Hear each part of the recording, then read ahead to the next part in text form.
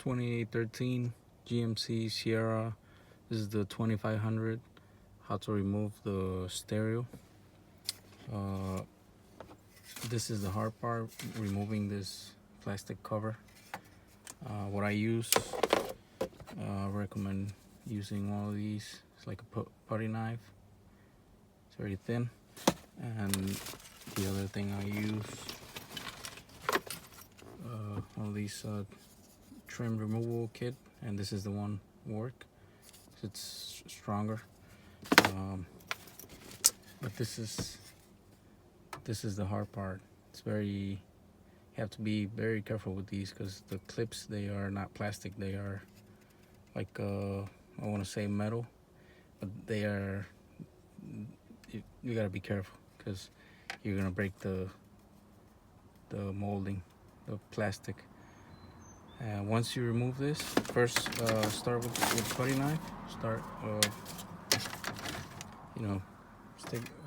try to put it in there, and then just go like this, and that's gonna like kind of open it a little bit. Once that's a little open, and you can use this, and I recommend you start from the bottom. Don't start from here.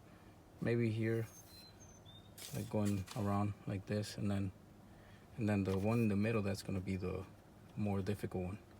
But once you remove this, that's all you gotta remove. Once you remove this, there's only 8 screws. I have them right here. There's 8 screws. It's 1, 2, 3, 4, 5, 6, 7, 8. These you don't have to touch. There's 2 here, 2 here. This one and this one, you don't have to touch them. It's only 8 screws around here, 4 here, 4 over here, and this is already